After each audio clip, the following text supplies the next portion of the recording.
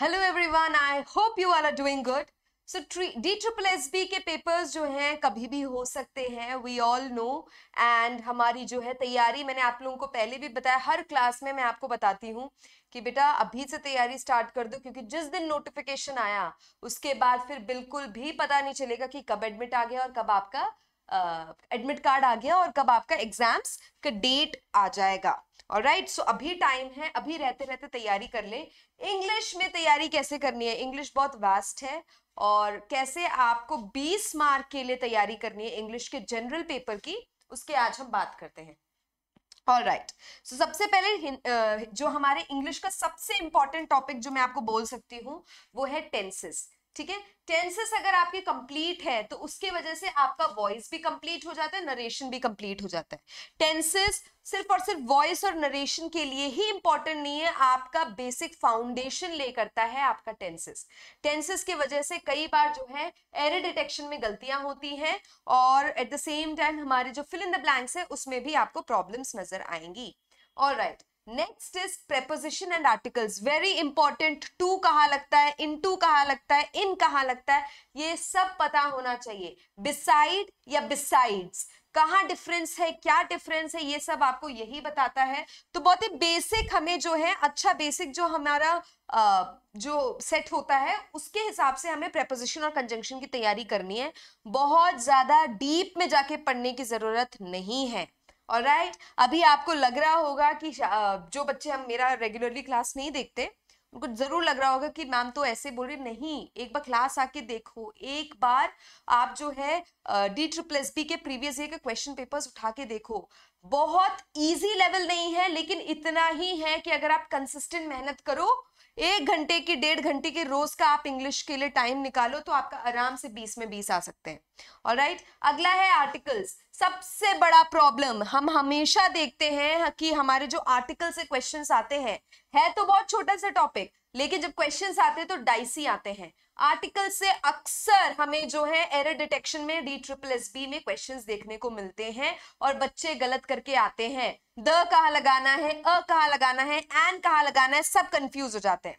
Alright, और ये अगर हमारा पार्ट हम कर लेते हैं, कौन कौन सा, tenses, prepositions, conjunctions and articles, हमारा ग्रामर हो जाएगा तैयार। ऑलराइट, उसके अलावा प्रैक्टिसेस करने पड़ेंगे। अब देखते हैं वोकैबुलरी में क्या आता है। वोकैबुलरी जो आपकी, अगर आप DSSB का पेपर्स उठा के देखोगे, जनरल पेपर्स, तो आपको समझ में आएगा एंटोनिम सिनोनिम मिला के 2 से 3 सवाल आपके आते हैं। एंटोनिम्स और सिनोनिम्स मिला के 2 से 3 सवाल आते हैं। वन वर्ड क्वेश्चन 2 मिनिमम आता है, और इडियम्स एंड फ्रेजेस आपके 2 आते हैं।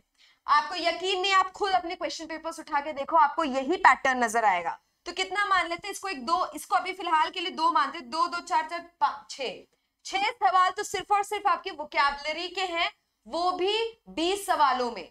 राइट, तो काफी वेटेज है। और इसको तैयार कैसे करेंगे, अगेन वोकैबुलरी बहुत बड़ा है, बहुत ही ज्यादा वाइड है वोकैबुलरी। तो इसको तैयार कैसे करेंगे, आप प्रीवियस ईयर क्वेश्चंस करते हो, आपको नजर आएगा, जब आप एक नहीं, 2 नहीं, आप 10-15 क्वेश्चन पेपर्स आप लगा चुके होगे, आपको एक पैटर्न नजर आएगा DSSB के वोकैब में, and then that is when you crack vocabulary.